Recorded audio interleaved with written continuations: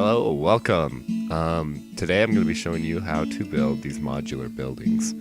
So the cool thing about these is that they fit with my 3-inch tile system. You can check the description for more info on that. And they're 2 stories and they fit together. Step 1 is building the foundation. It's 2.5 inches by 3.25 inches for the short side, and 2.5 inches by 6 1/8 inch for the long side, like this. You can make the top as tall as you want to. I think I chose about 1 inch up, so it's sort of like a 30-ish degree angle.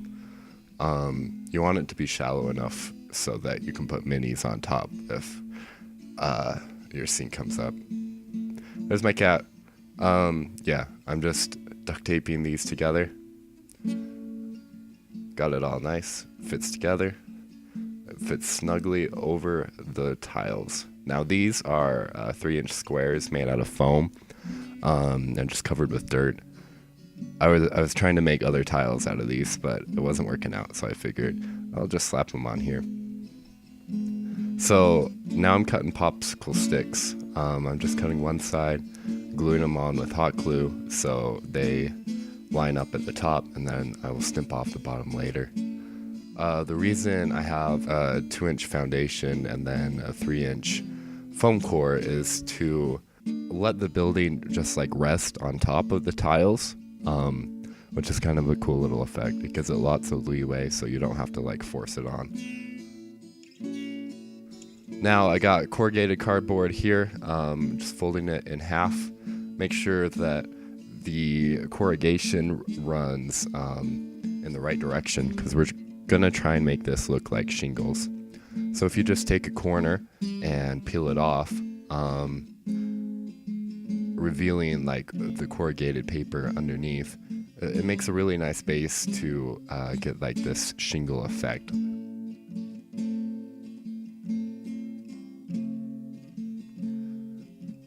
The cardboard I chose has nice big corrugation, but it's also pretty flimsy, so I cut out some more chipboard and scored it in order to fold it up, and I just taped it in because it's in the inside. So you can tape whatever you want on the inside because no one's going to see it. So I just do that because it's easy. So next, I have the main popsicle sticks glued on. Those add a little bit of strength and support, and they are just wood, which is nice.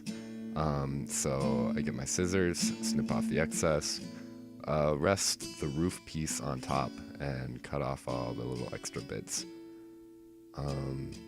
I just eyeballed the size of the roof, so I've cut it a little bit shorter a couple of times, just trying to get it to overhang a little bit, but not be ridiculous. Go ahead and tape it inside too, adds more structural support, makes it nice and strong.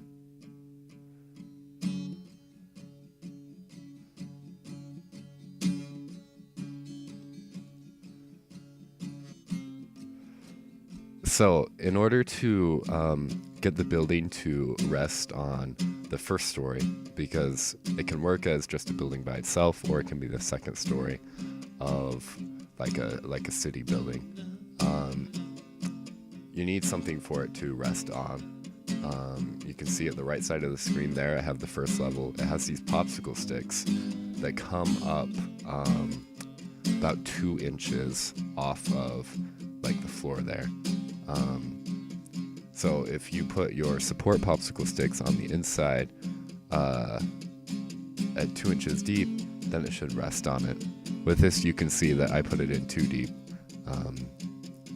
So I'm just going to use my 2-inch tile as a guide here and tape it in the right place.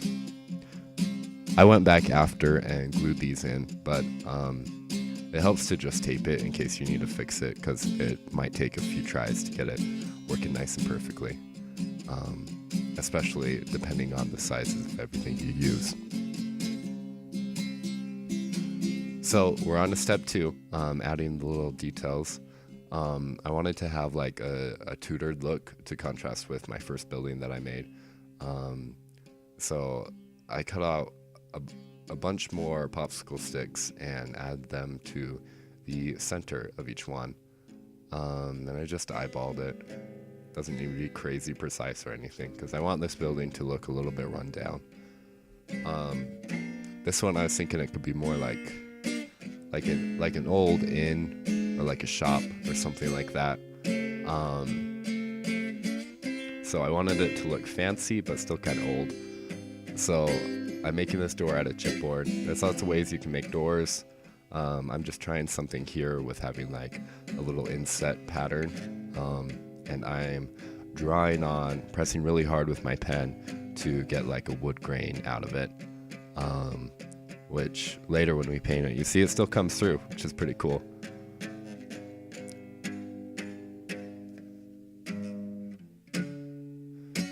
So I'm just using tacky glue in order to glue this on. Just get an old brush and stick it right on there.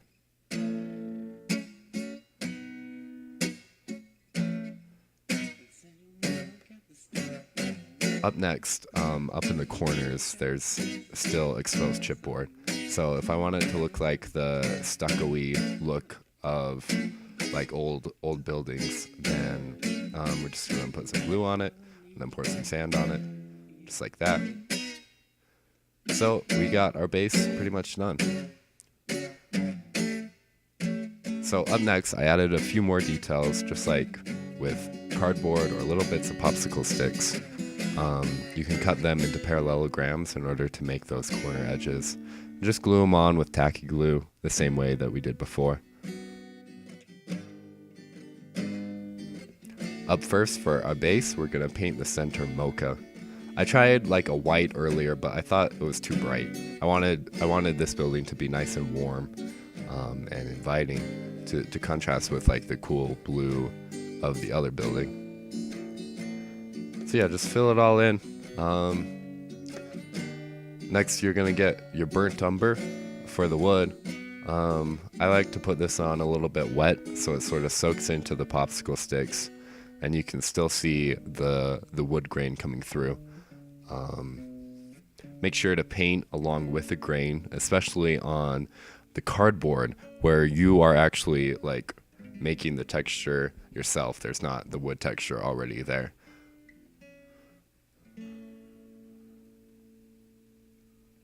You might get some paint onto the stucco. Just go back with the thinner brush and clean that up afterwards.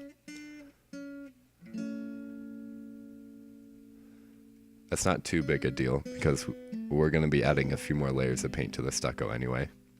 So for the roof, I got this red copper color and it's sort of metallic-y paint. I'm not sure where I found it. I just kind of found it in my house. But I mixed it with a little bit of brown to like dirty it up a bit. It doesn't have to be metallic, but I think it looks cool for the shiny shingles that we're going for.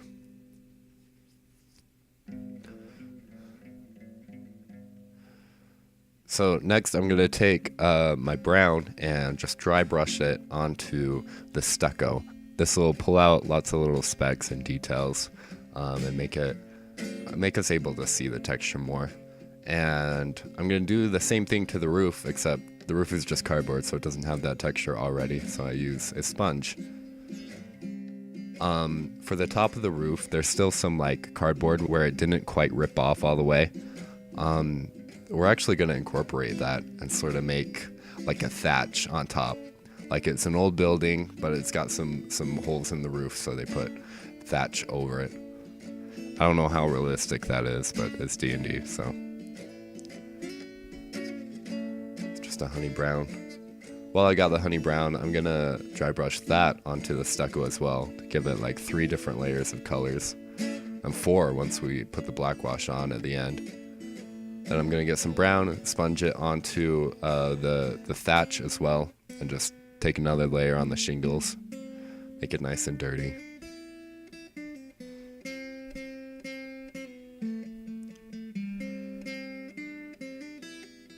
So here it is. With my old building, you can see it looks a little bit more directional, like thatch would be. So in order to do that, we're gonna get our paintbrush and just follow the corrugation. I'm using mocha on this, but I'm gonna use a bunch of different colors.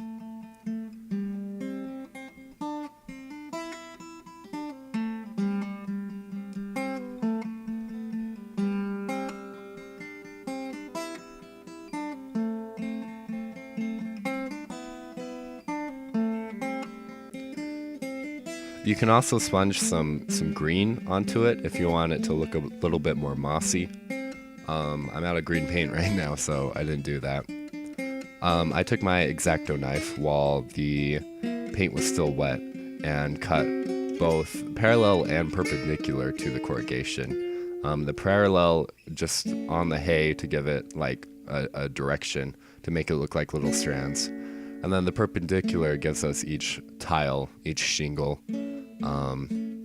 It helps imply it a little bit more. Then I get something small and sharp like a nail, and just carve some wood grain into the wood.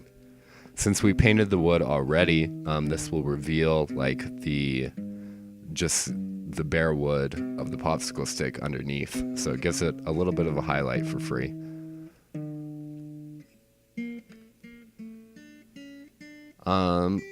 Next, I'm gonna do a black wash. It's just black paint mixed with water. I like to get it nice and even. Now, something that happened with this is using like such wet paint. It got into the chipboard and started peeling it apart.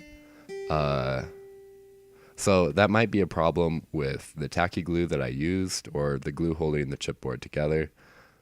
I kind of ended up liking the look, actually, so I kept it. Here too, I have some really wet honey brown, and I'm just blending it into the edges and corners. And then I went over and did the same thing with black wash just in the corners to give it shadows and make the wood itself pop out more, because it needs to look three-dimensional. So yeah, there's the building. It's all finished. Maybe in the future I'll make the first story and show off a couple of other techniques for that. But yeah, there we go.